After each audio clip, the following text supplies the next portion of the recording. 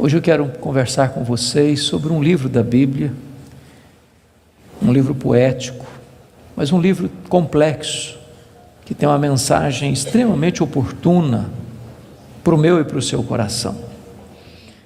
E a minha oração é que a história deste livro, que a história desse personagem, nos encoraje, nos abençoe, nos fortaleça. Por isso eu quero convidar você para abrir sua Bíblia comigo no livro de Jó, no capítulo 1,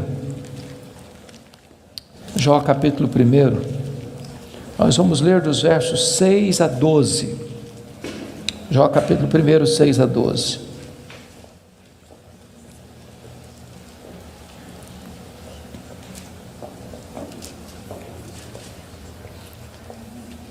Está escrito: num dia em que os filhos de Deus vieram apresentar-se perante o Senhor, veio também Satanás entre eles. Então perguntou o Senhor a Satanás: de onde vens? Satanás respondeu ao Senhor e disse: de rodear a terra e passear por ela.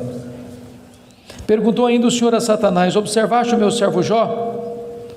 Porque ninguém é na terra semelhante a ele, o homem íntegro e reto, temente a Deus e que se desvia do mal. Então respondeu Satanás ao Senhor: porventura Jó debalde ou inutilmente teme a Deus? Acaso não cercaste com sebe a ele, a sua casa, e a tudo quanto tem? A obra de suas mãos abençoaste, os seus bens se multiplicaram na terra. Estende, porém, a tua mão e toca-lhe em tudo quanto tem, e verás se não blasfema contra ti na tua face. Disse o Senhor a Satanás: eis que tudo quanto ele tem está em teu poder, somente contra ele não estendas a tua mão. E Satanás saiu da presença do Senhor. Agora capítulo 2, versos de 1 a 6. Num dia em que os filhos de Deus vieram apresentar-se perante o Senhor, veio também Satanás entre eles apresentar-se perante o Senhor. Então o Senhor disse a Satanás: de onde vens? Respondeu Satanás ao Senhor e disse: de rodear a terra e passear por ela. Perguntou o Senhor a Satanás: observaste o meu servo Jó? Porque ninguém é na terra semelhante a ele, homem íntegro e reto, temente a Deus e que se desvia do mal. Ele conserva a sua integridade, embora me incitasses contra ele para o consumir sem causa. Então Satanás respondeu ao Senhor: pele por pele, tudo que o homem tem dará pela sua vida. Estende, porém, a tua mão e toca-lhe nos ossos e na carne, e verás se não blasfema contra ti na tua face. Disse o Senhor a Satanás: eis que ele está em teu poder, mas poupa-lhe a vida. Irmãos, esse texto registra este episódio da reunião de Deus com seus filhos, e eu quero crer que aqui são os anjos. Eu quero crer que esta reunião aconteceu nas regiões celestes. E a Bíblia não nos dá muitos detalhes, mas nos informa que Satanás apareceu por lá. E é curioso que quem provoca a conversa é Deus, perguntando para Satanás: de onde vens? Satanás responde: de rodear a terra e passear por ela. Satanás é uma espécie de turista inveterado. Ele está por aí, está de olho, está antenado, está procurando uma brecha, está procurando alguém para devorar. E Deus cutuca de novo perguntando assim: observaste o meu servo Jó? E Deus dá o currículo de Jó. Não tem ninguém na terra semelhante a ele. Em outras palavras, é o homem mais piedoso dessa geração. Homem íntegro. Íntegro é aquilo que você é com a porta do quarto trancada sem ninguém observando. Homem reto.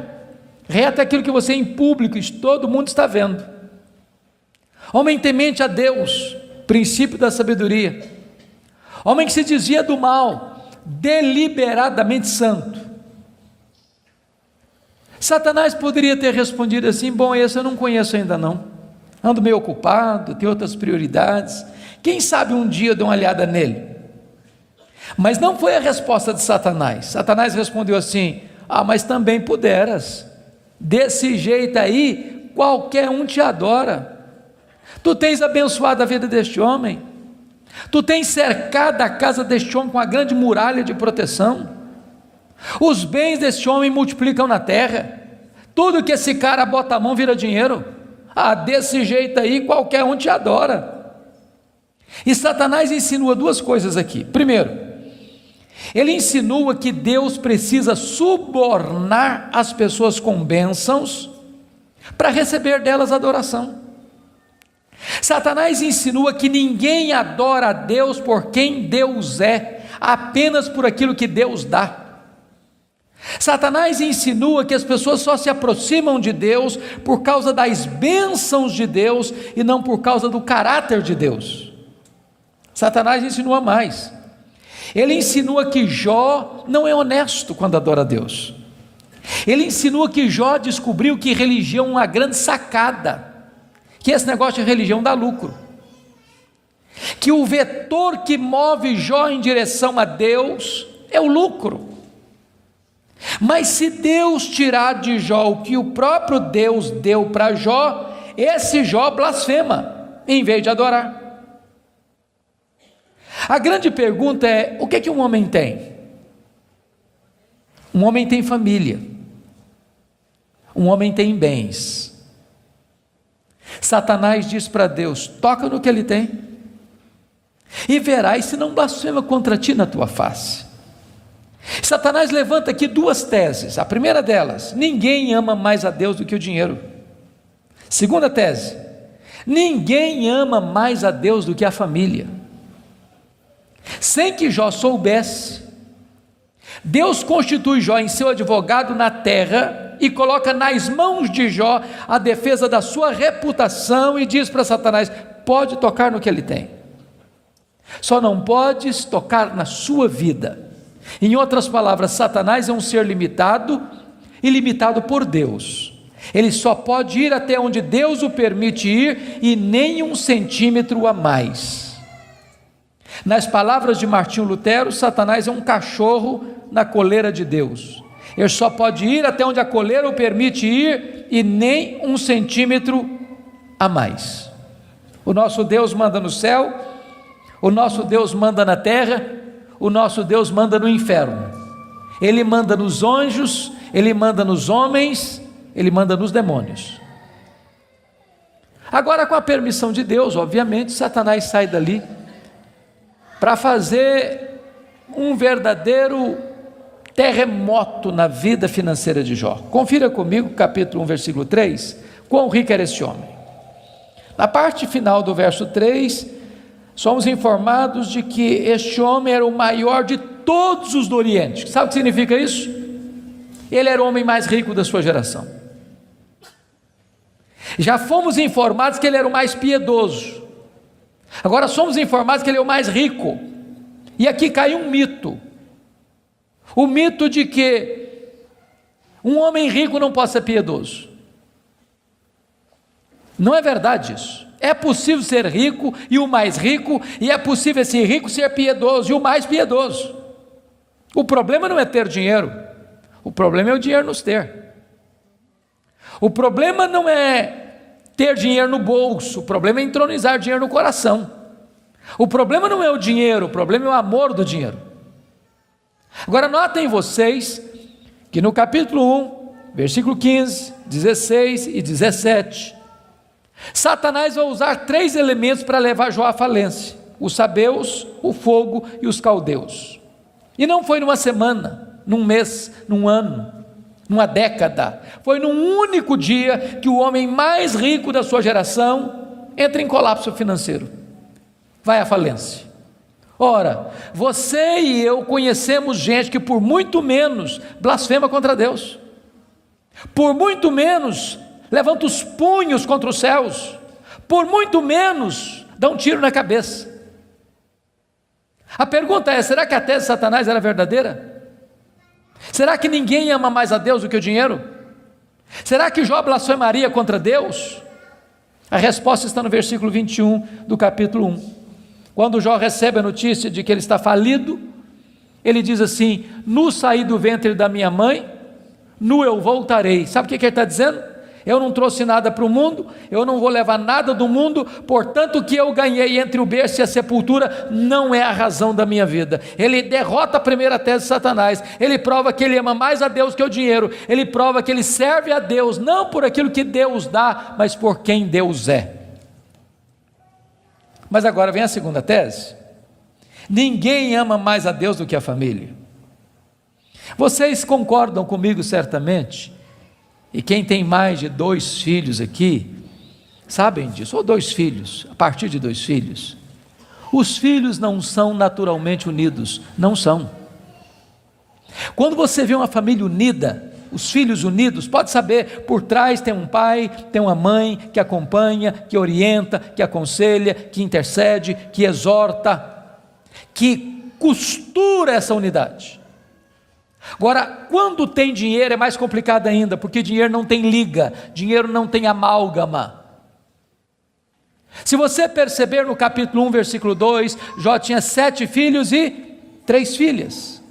E você nota que os filhos de Jó eram unidos, caminhavam juntos, celebravam juntos, festejavam juntos. Mas por que esses filhos são unidos? Capítulo 1, versículo 5 responde: porque Jó era um pai que orava pelos filhos, já era um pai que chamava os filhos para exortá-los, já era um pai que levantava sacrifícios em favor dos seus filhos. Ele estava preocupado com a salvação deles, com a santificação deles, com a piedade deles, e a preocupação de Jó não era apenas com a reputação dos filhos, que eles pecassem contra Deus no seu coração. Jó estava mais preocupado com a glória de Deus do que com a reputação dos filhos.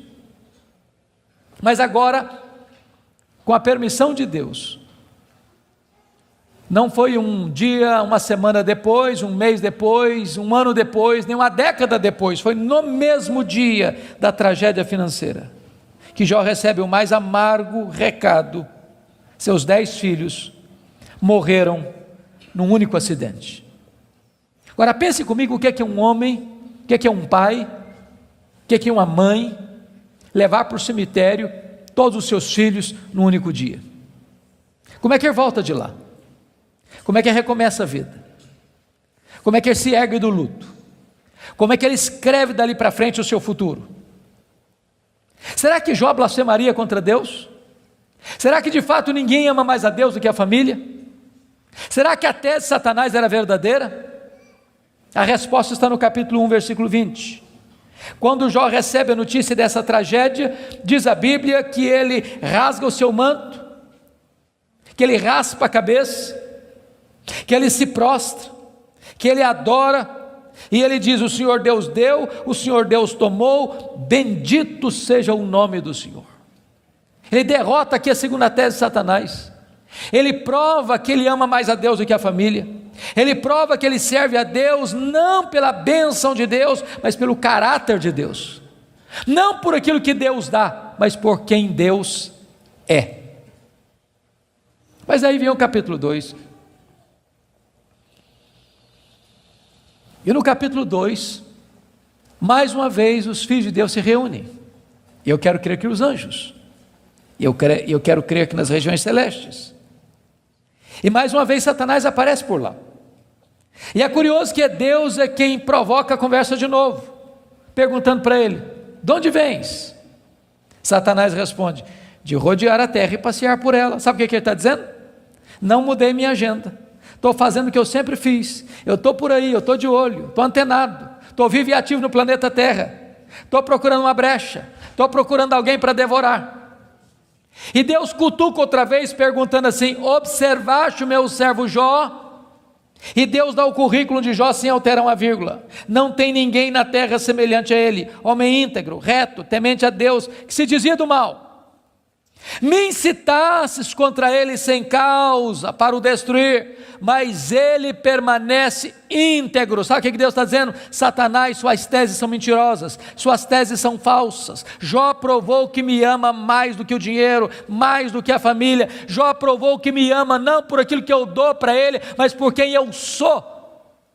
Aí Satanás levanta a terceira tese: pele por pele, e tudo que o homem tem dará pela sua vida.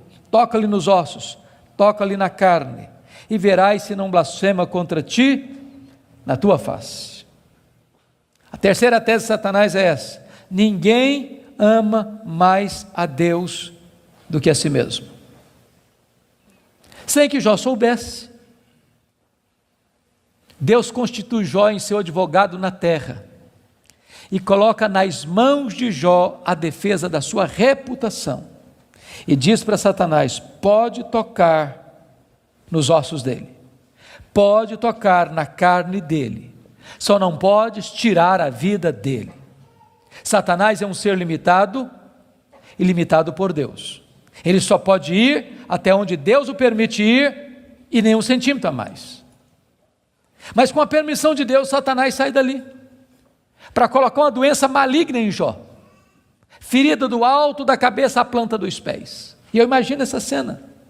Jó está falido, Jó está enlutado, e agora o seu corpo começa a ficar chagado.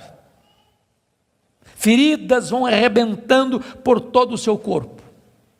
Seu corpo fica cheio de pus, sua pele vai ficando necrosada, ele vai ficando mal cheiroso, ele é uma chaga viva, ele é um aborto vivo. E diz a Bíblia que outras bolhas vão se formando, e ele precisa pegar um caco, talvez de telha, para raspar sua pele necrosada. Bolhas vão se formando e se formando, e ele tem que morder nessas bolhas para tentar aliviar a sua dor. Ele não consegue comer, ele não consegue dormir, a dor não dá pausa, não dá trégua, e ele vai ficando magro, magérrimo, macérrimo, encarquilhado, de couro furado pelas costelas em ponta, no auge da sua dor, do seu desespero. A sua mulher olha para ele, um espectro humano, uma chaga viva, se revolta contra Deus e diz: ainda conservas a tua integridade, Jó? Amaldiçoa o teu Deus e morre. Deus não é digno de ser adorado no sofrimento. Acaba com isso, tenha hombridade e coragem de dar cabo da sua vida. E Jó responde para ela no capítulo 2, verso 10: tu falas como uma louca. Nós temos recebido o bem de Deus, não receberíamos também o mal? Em tudo isso, diz o texto, Jó não pecou contra Deus com os seus lábios. Ele derrota aqui a terceira tese de Satanás. Ele provou que amava mais a Deus do que a si mesmo. Ele provou que ele servia a Deus não por aquilo que Deus dá, mas por quem Deus é. Mas confira comigo capítulo 2, versículo 11. Aí vieram os amigos. Ele faz Bildade e Zofar. Combinaram ir juntamente condoer-se de Jó, para consolá-lo. Diz o verso 12 que eles levantaram de longe os olhos, não reconheceram Jó. Eles ergueram a voz e choraram, cada um rasgou o seu manto, lançou pó sobre a cabeça. Sentaram-se com Jó na terra 7 dias e 7 noites. Nenhum lhe dizia palavra alguma, pois viam que a dor de Jó era muito grande. E eu quero fazer uma pergunta para você. Esses homens eram amigos de Jó? Esses homens eram amigos de Jó? É claro que eram. É claro que eram. Qual foi o problema desses homens?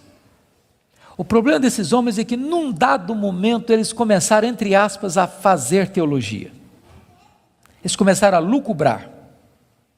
Eles começaram a desenvolver uma espécie de lógica simples. E a lógica deles era essa: toda causa tem um efeito e todo efeito tem uma causa.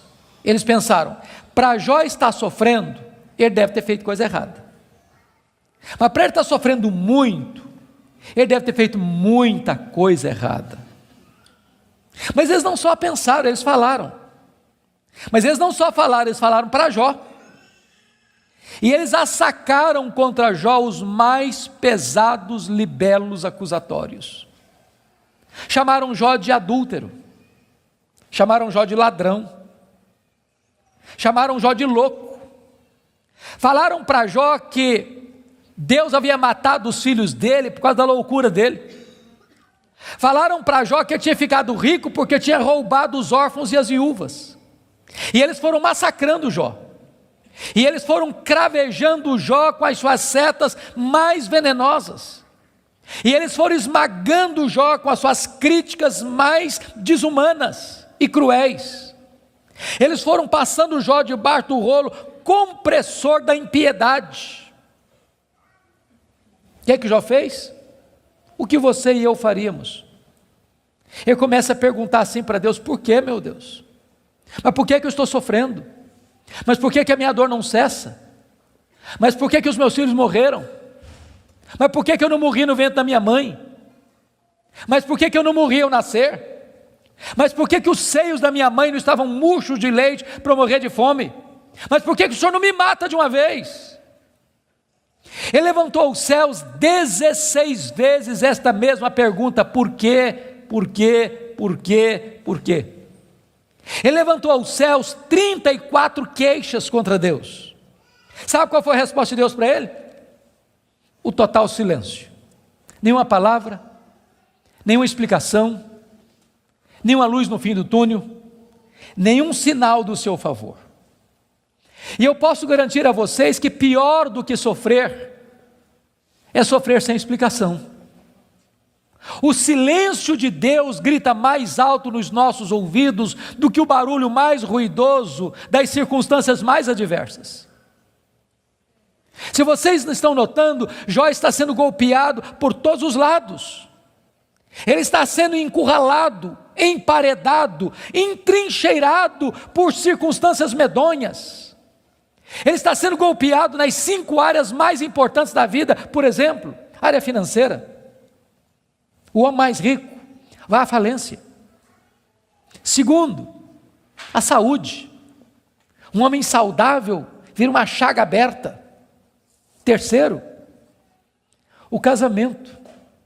Na hora que esse cara mais precisava do apoio da mulher dele, ela disse assim para ele: morre, homem, mas morre logo. Chega, para com isso, morre. Quarta área, os filhos. Irmãos, não é natural pai enterrar filhos. Não é natural. Não é natural. Um dia um médico que acabara de sepultar o seu filho caçula, disse para mim com lágrimas nos olhos: pastor, eu não aceito isso, o meu filho ter furado a fila. Isso não é natural. Quinta área que Jó está sendo golpeado: as amizades. Aqueles que vieram para serem consoladores e aplicarem um azeite terapêutico do refrigério, aplicam-lhe o vinagre das críticas mais amargas. Esse homem está sendo golpeado por todos os lados. Esse homem, na verdade, está no fundo de um poço. Não tem mais nada para perder. Mas quando você está no fundo de um poço, só tem uma direção para olhar: é para cima. É para o alto, é para Deus. E quando ele olhou para cima, ele arranca do peito um brado de esperança e diz assim: mas uma coisa eu sei, é que o meu Redentor vive, e por fim revestir este meu corpo de pele, eu verei o meu Redentor. Quando ele dá esse brado de esperança, daqui a pouco Deus rompe o silêncio, e Deus começa a falar com ele. Mas quando Deus rompe o silêncio, Deus não responde nenhuma das 16 perguntas de Jó. Quando Deus rompe o silêncio, Deus não responde nenhuma das 34 queixas de Jó. Quando Deus rompe o silêncio, Deus faz 70 perguntas para Jó. Todas perguntas retóricas, todas perguntas que não têm uma resposta. Deus pergunta para Jó assim: ô Jó, onde você estava quando eu lançava os fundamentos da terra? Ô Jó, onde você estava quando eu espalhava as estrelas no firmamento? Ô Jó, onde você estava quando eu cercava as águas do mar para elas não invadirem a terra? Ô Jó, me explica aí, onde fica o reservatório do vento? Me explica, Jó, como é que eu formo a geada? E Deus foi abrindo as comportas dos céus e despejando em catadupas torrentes caudalosas do seu conhecimento, da sua majestade, da sua soberania sobre Jó. E Jó, ao ser esmagado por esta gloriosa revelação de Deus, ele foi se encolhendo, ele foi se encolhendo, ele foi se encolhendo, ele foi se encolhendo. para descobrir as 5 verdades mais sublimes da sua vida, que mudaram a sua história. Verdades essas que, espero em Deus, impactem nesta noite o seu e o meu coração. Que verdades são essas? Vá comigo, por favor, para o capítulo 42 deste mesmo livro.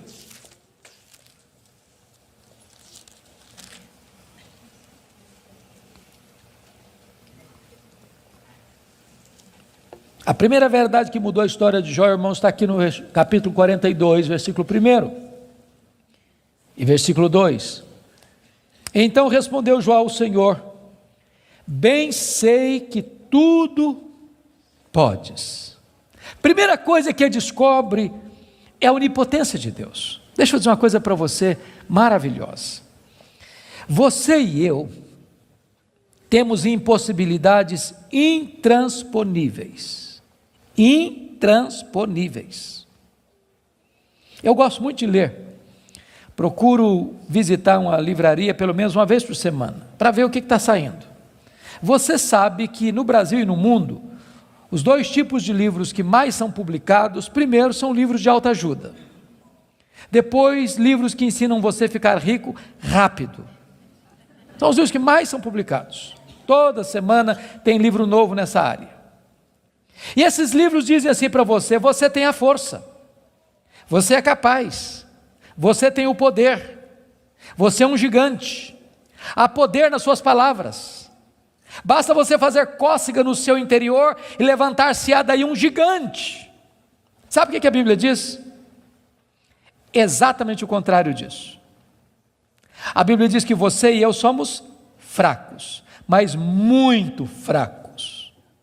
Por exemplo, nós temos fraquezas físicas. Ô, gente, gostando ou não, querendo ou não, o tempo vai esculpindo algumas rugas no nosso rosto, indisfarçáveis. De vez em quando um cosmético ajuda. Daqui a pouco uma cirurgia plástica dá uma boa melhorada. Mas chega uma hora que nem Pitangui e a sua equipe dão mais jeito. As pernas ficam bambas, os joelhos trôpegos, as mãos descaídas, os olhos embaçados, e diz os entendidos que cada fio de cabelo branco que brota na sua cabeça é a morte chamando você para um duelo. E eu acho até um exército acampado ao meu redor. Nós temos fraquezas físicas. Nós temos fraquezas emocionais, irmãos. Quantas vezes você e eu, nas noites mais tenebrosas da nossa alma, já gememos, já choramos, desesperados, dizendo: meu Deus, eu não aguento mais, eu não aguento mais. Temos fraquezas emocionais. Nós temos fraquezas morais. Quantas vezes você já orou a Deus com sinceridade de coração, dizendo: Deus, eu não quero mais cometer esse erro, Deus, eu não quero mais transgredir e cair nesse mesmo pecado, Deus, eu não quero mais reincidir nesse erro, e daqui a pouco você se flagra cometendo o mesmo erro, o mesmo pecado. Não é porque faltou para você sinceridade, não, faltou para você poder. Temos fraquezas morais. Nós temos fraquezas espirituais. Nós somos um ser ambíguo, nós somos um ser contraditório, nós somos um ser paradoxal. Há uma esquizofrenia enfiada dentro de nós. O bem que nós queremos fazer, nós não o fazemos. O mal que não queremos, esse praticamos. Somos fracos. Mas é tão bom você saber que o seu Deus tudo pode. Não há impossíveis para Ele, não há doença incurável para Ele, não há vida irrecuperável para Ele, não há casamento sem solução para Ele, não há causa perdida para Ele. Ele pode tudo quanto Ele quer. Ele é o todo-poderoso Deus. A grande pergunta, portanto, é esta: quem é o seu Deus? Quão grande é o seu Deus? Quão majestoso é o seu Deus? A W. Tozer, um dos mais importantes escritores do século passado, ele diz que o maior problema da igreja é que ela passa a maior parte do tempo tomando o seu próprio pulso e olhando para o seu próprio umbigo. Quando na verdade o nosso principal propósito deveria ser de conhecer a Deus. Porque Daniel 11:32 diz que aquele que conhece a Deus é um povo forte e ativo. Quem é o seu Deus? Quão grande é o seu Deus? Quão majestoso é o seu Deus? Quando o profeta Isaías estava escrevendo o seu livro, e agora nós sabemos no capítulo 40, ele diz que o meu Deus, diz Isaías, é aquele que mede as águas na concha da sua mão. Pense comigo no Pacífico, no Atlântico, no Índico, no Mediterrâneo, nos rios, nos mares. Deus mede as águas na concha da sua mão. Vá ao Atlântico, tente esvaziá-lo com um baldinho, veja quanto tempo você vai levar.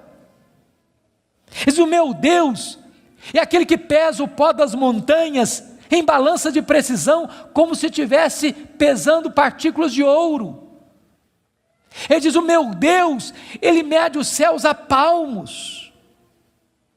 Ele diz: o meu Deus espalha as estrelas no firmamento, e por ser forte em força e grande em poder, quando as chama, nenhuma delas vem a faltar.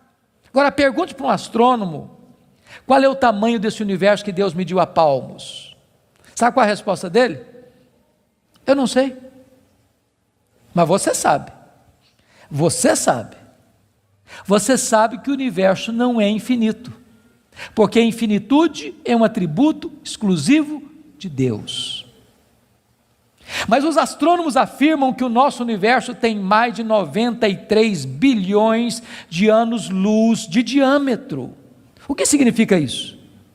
Significa que se você pudesse voar à velocidade da luz, 300 mil quilômetros por segundo, nessa velocidade você demoraria mais de 93 bilhões de anos para ir de uma extremidade à outra do universo. Pois Deus criou tudo isso, Ele é maior do que tudo isso, Ele é seu Pai, e Ele está dizendo: Ele tudo pode. Pergunte a um astrônomo quantas estrelas existem. Sabe qual é a resposta dele? Eu não sei. Mas eles afirmam categórica e insofismavelmente que há mais estrelas no universo do que grãos de areia em todas as praias e desertos do nosso planeta. Vá um dia à praia, encha a concha da sua mão de areia, leve para casa, bote numa tábua de vidro e conte quantos grãos de areia você consegue colocar na concha da sua mão. Há mais grãos de areia, há mais estrelas no firmamento que todos os grãos de areia de todas as praias e desertos do nosso planeta. Deus não apenas criou todas elas, Deus conhece cada uma delas pelo nome, e por ser forte em força e grande em poder, quando as chama, nenhuma delas vem a faltar. Este é o seu Deus, Ele tudo pode. Mas não é apenas o macro-universo que nos impressiona, não, o micro também. Se você for hoje na sua casa, lá no quintal ou na varanda que tem uma planta, tire lá uma folha, por mais tenra e delgada que ela seja, ela é tão complexa quanto a região metropolitana da Grande Campinas. Chegue em casa hoje, vá na geladeira, pega um ovo, quebre numa frigideira. Aquela gema é mais complexa do que qualquer máquina que o homem jamais inventou. Dr. John Wilson, que é uma das maiores autoridades em oftalmologia no mundo, disse que há em cada um dos nossos olhos em torno de 2 milhões de fios duplos encapados, e se não for assim haveria um curto-circuito e nós ficaríamos cegos. Dr. Marshall Nirenberg, prêmio Nobel de Biologia, fez uma das mais fantásticas descobertas no século passado. Ele descobriu que nós somos um ser programado geneticamente. Ele descobriu que nós somos um ser computadorizadamente, geneticamente. Ele descobriu que você e eu temos em torno de 60 trilhões de células vivas no nosso corpo. Ele descobriu que em cada uma dessas células nós temos 1,70 m de fita DNA, onde estão gravados e computadorizados todos os nossos dados genéticos, a cor dos nossos olhos, a cor da nossa pele, o nosso temperamento. Se você espichar a fita DNA do seu corpo, você tem 102 trilhões de metros de fita DNA, você tem 102 bilhões de quilômetros de fita DNA no seu corpo. Daria para dar diversas voltas no sistema planetário. Dr. Lowy vai dizer que códigos de vida não se originam espontaneamente. Códigos de vida não se originam de uma explosão de milhões, de uma explosão, a mega explosão cósmica. Códigos de vida não se originam de uma evolução de milhões e milhões de anos. Códigos de vida foram plantados em você pelo Deus Todo-Poderoso, Criador dos céus e da terra. Ele tudo pode. Deixa eu ilustrar isso para você. Um pai caminhava pela rua com seu filho de 4 anos. Eu acho que todos vocês concordam comigo que as crianças parece que fizeram um curso de pós-doutorado em perguntas difíceis. Eu não conheço ninguém que faz pergunta mais complicada do que criança. E o menino voltou para o pai e perguntou assim: papai, qual é o tamanho de Deus? E o pai engasgou, porque não tinha uma resposta pronta para um menino de 4 anos. Permaneceu em silêncio, continuou caminhando. Daqui a pouquinho o pai escuta o ronco das turbinas de um avião supersônico lá nas alturas excelsas e diz: filho, olha para cima. O menino olhou: está vendo aquele avião, filho? Estou vendo, papai, estou vendo. Qual é o tamanho daquele avião, filho? Ah, papai, muito pequeno, estava muito longe. O pai pegou o menino pelo braço, levou no aeroporto. Lá tinha um jumbão de mais de 400 passageiros estacionado. O pai chegou bem próximo e disse: filho, está vendo esse avião? Estou, papai, estou vendo. Qual é o tamanho desse avião, meu filho? Ih, papai, mas grande, muito grande. O pai disse: filho, Deus é do mesmo jeito. Quando você está longe de Deus, meu filho, Deus parece pequeno para você. Aí seus problemas ficam enormes. Mas quando você está perto de Deus, meu filho, Deus é grande para você. Aí os seus problemas ficam pequenos. Agora eu sei que tudo podes. A segunda verdade que mudou a vida de Jó está aí no versículo 2. E nenhum dos teus planos pode ser frustrado. Irmãos, não tem acaso, não tem sorte, não tem azar, não tem determinismo, não tem feitiço, não tem esse negócio de olho gordo. Você não precisa ter medo de sexta-feira 13. Você sabe que a mão de Deus dirige o seu destino. Nem um fio de cabelo da sua cabeça pode ser tocado sem que Deus saiba, sem que Deus permita, sem que Deus tenha um propósito. Quando você entende que Deus governa o universo, que Deus governa até uma folha que cai no outono, que nenhum pássaro, nenhum pardal pode cair ao chão sem que Deus saiba e permita, você vai entender que você não é uma lasca de lenha jogada no mar da vida, empurrado de um lado para o outro ao sabor das circunstâncias. A sua vida está nas mãos daquele que está assentado na sala de comando do universo. Ele está no controle. Não há acaso, não há azar, ele dirige o seu destino. Você pode dizer como Paulo: sabemos que todas as coisas cooperam para o bem daqueles que amam a Deus, daqueles que são chamados segundo o seu propósito. A terceira verdade que mudou a vida de Jó está aí no versículo 3, confira comigo.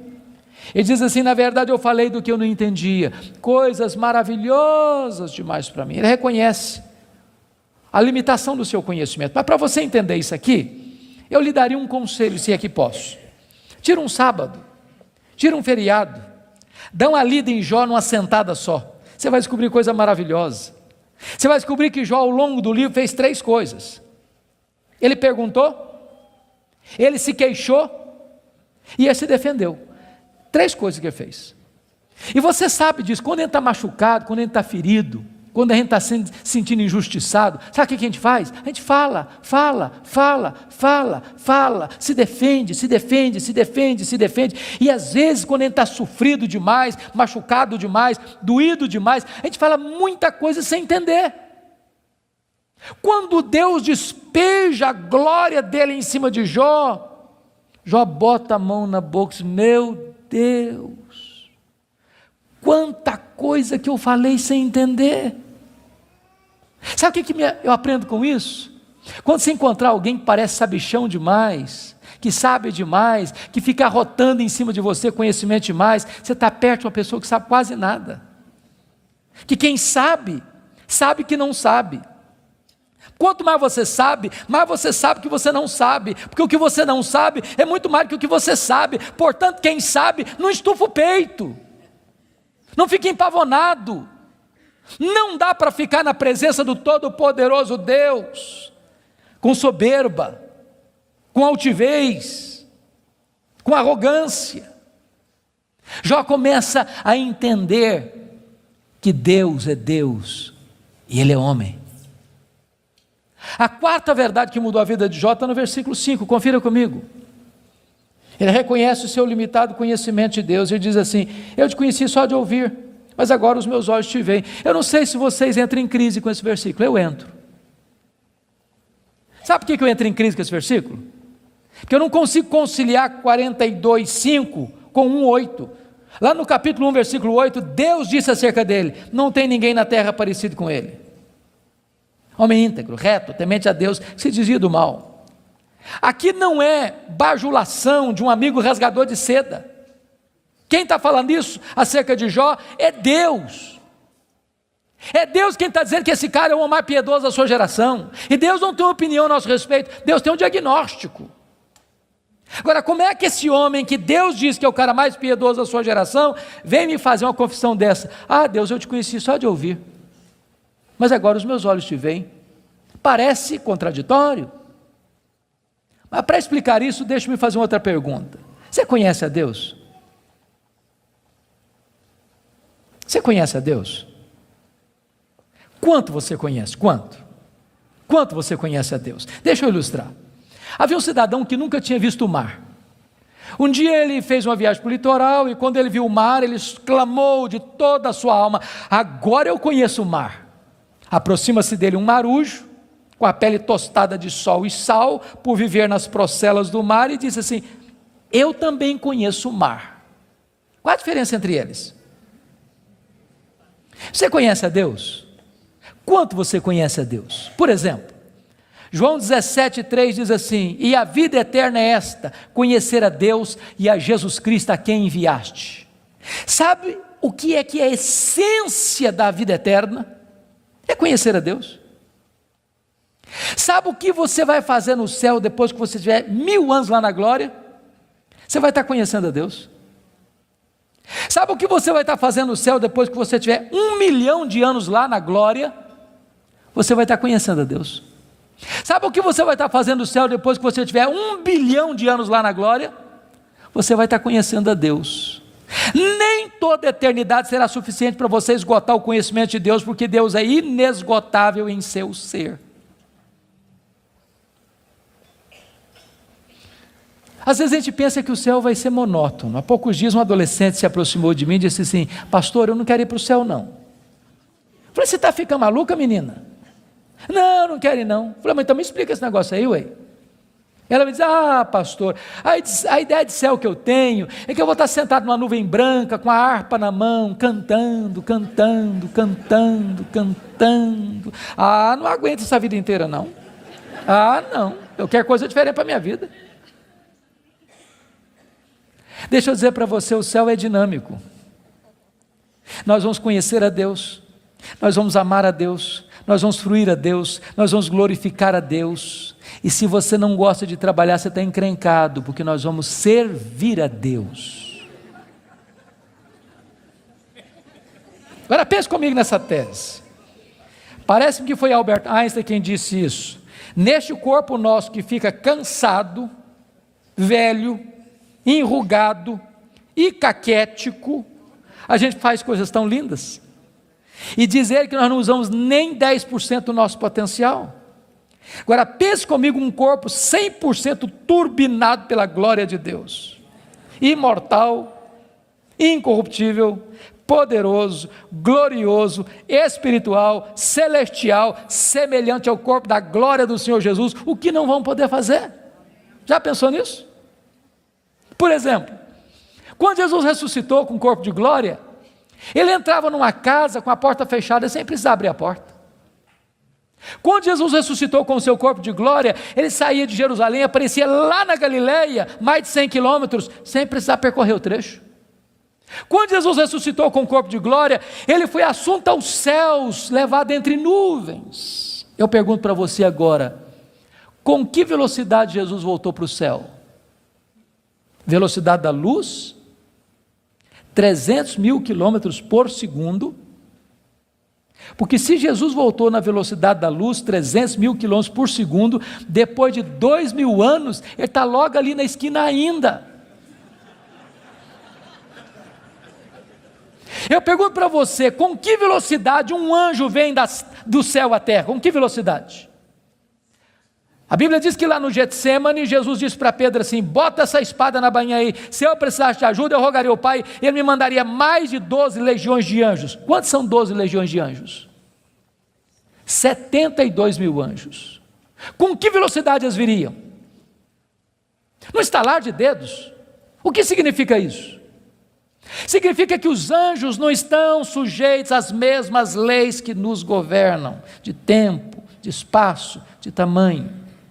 A Bíblia diz que nós vamos ser como os anjos, não no sentido de que não teremos um corpo, mas vamos viver na mesma dimensão. Nós vamos habitar e reinar com Cristo nos novos céus e na nova terra.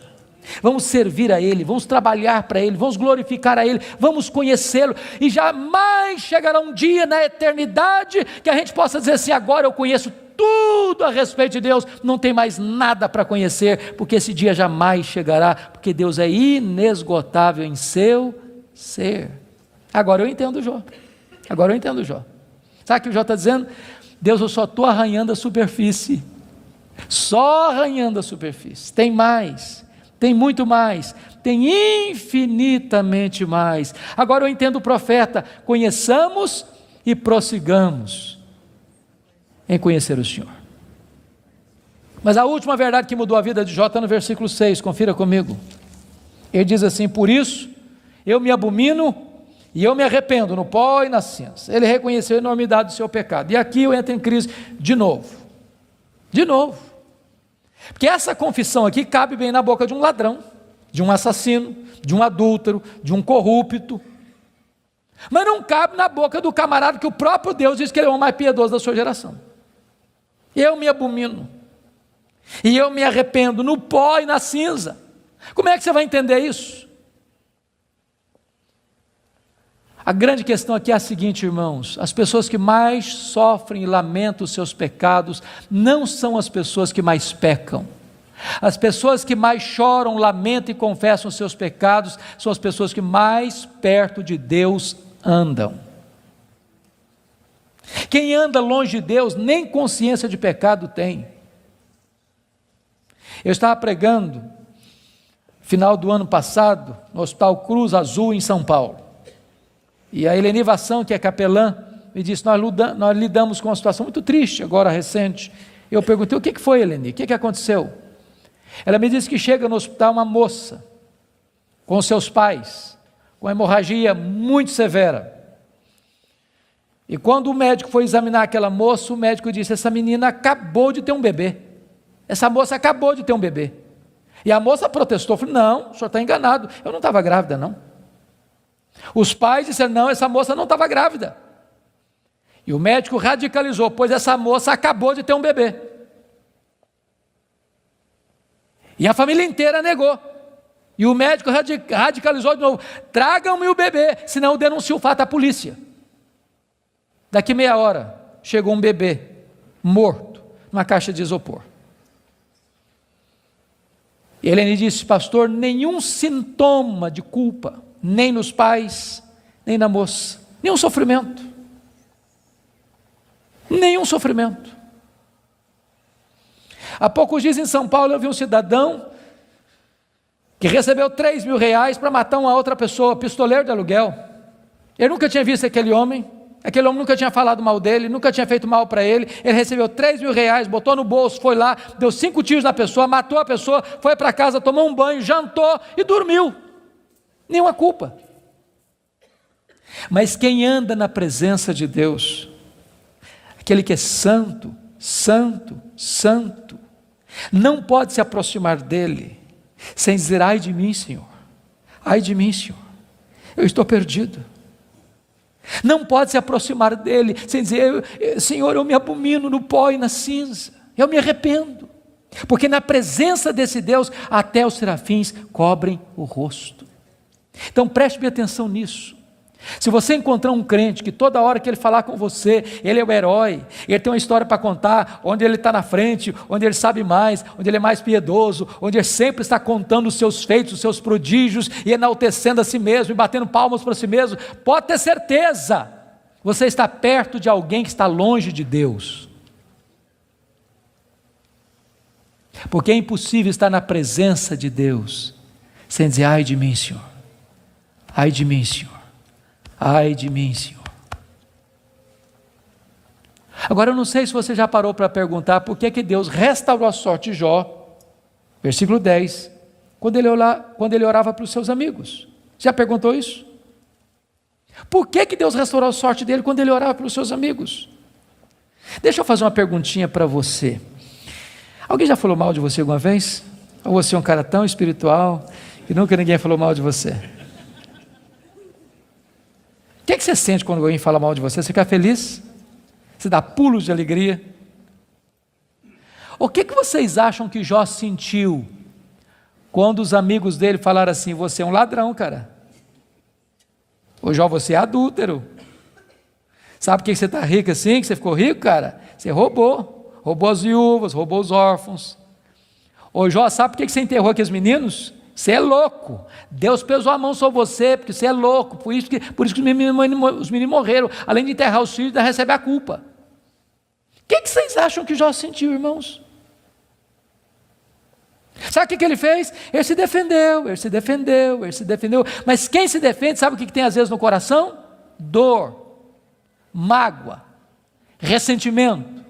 Sabe o que Deus está falando para esse homem ser restaurado? Deus está dizendo: meu filho, saia desta arena da autodefesa e entre na brecha da intercessão. Porque enquanto você se defende e tem mágoa, mas você não consegue orar por alguém e ter mágoa desse alguém ao mesmo tempo. Quando você ora por alguém, a oração restaura você e restaura as pessoas pelas quais você ora. Enquanto Jó orava, Deus restaurou a sua sorte. Satanás tentou destruir as 5 áreas da vida de Jó, pois essas mesmas 5 áreas Deus restaurou uma a uma. Primeira área que Deus restaurou, confira comigo, versículo 16, foi a saúde dele. Ele passou a ter mais 140 anos, viu os filhos dos filhos até a 3ª e 4ª geração. Eu acho que não ficou nem cicatriz nem sequela. Eu quero dizer para você que Deus está aqui nesta noite, Ele é o mesmo Deus e Ele pode curar. Ele é o Deus que cura. A segunda área que Deus restaurou, amados irmãos, foi a financeira. Confira o versículo 12.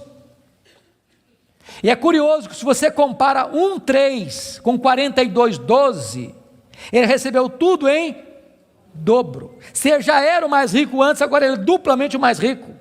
Eu quero dizer para você que Deus está aqui, Ele é o Deus da restituição. A terceira área que Deus restaurou foram os amigos. Confira comigo o versículo 8. E eu acho isso magnífico. Sabe por quê? Porque aqueles homens que cravejaram Jó com as suas críticas, Deus diz para eles assim: pois é, vocês lembram aquele cara que vocês criticaram? Vocês vão ter que ir nele, vocês vão ter que ir lá nele, para ele orar por vocês. Vocês lembram? Vocês falaram dele?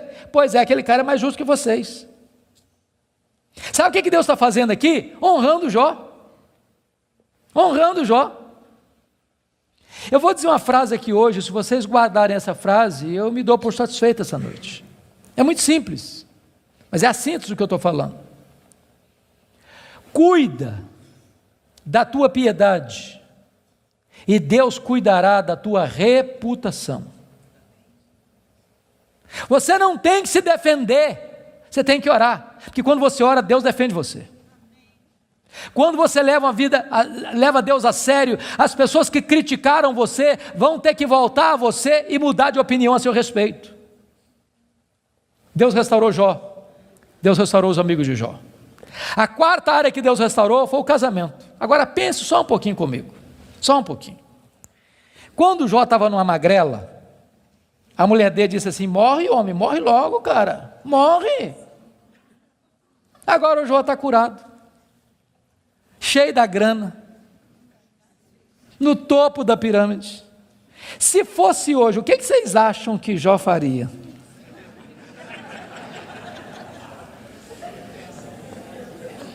Eu acho que ele ia dizer assim: você queria que eu morresse, né?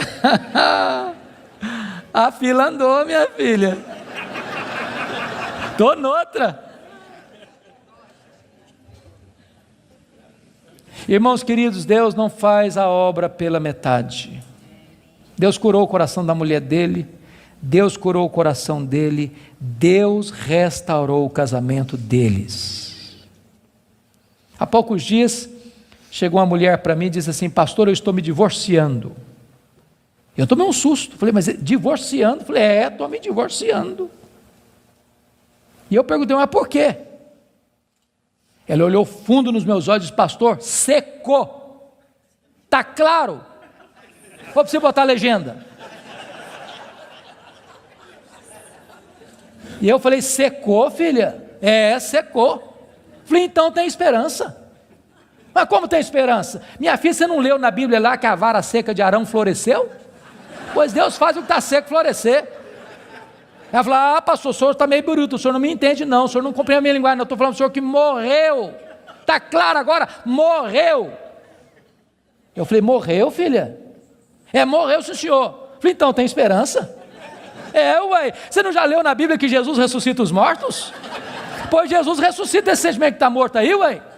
Pastor, o senhor está ficando biruto, o senhor não está me entendendo não, estou falando para o senhor que acabou, está claro agora, acabou. Falei: acabou, filha? Ué, então tem esperança. Ué, você não leu na Bíblia lá que Deus chama a existência as coisas que não existem?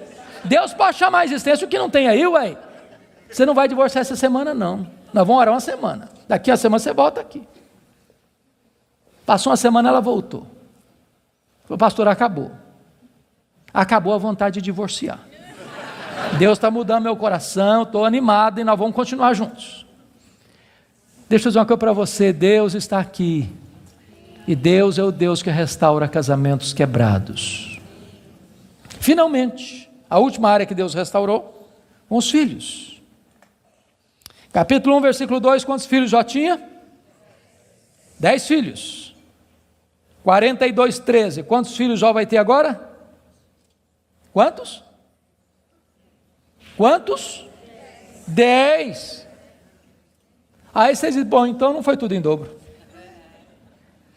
Porque se ele tinha 10 e Deus deu tudo em dobro, quanto é que devia ter agora? 20. Então não foi tudo em dobro. Como é que a gente entende isso? Deixa eu dizer uma coisa para você, querido. Quando uma ovelha morre, você perde uma ovelha. Mas quando um filho morre, você não perde um filho. Como aquele pai que voltava do cemitério, e o amigo disse: meus sentimentos, eu soube que o senhor perdeu o seu filho. Eu disse: não, eu não perdi meu filho. Você perde alguém quando você não sabe onde ele está. Eu sei onde está meu filho, eu sei com quem está meu filho está no céu, meu filho está com Jesus, eu não perdi o meu filho. Jó agora tem 10 filhos na terra, Jó agora tem 10 filhos no céu. Deus restaurou completamente.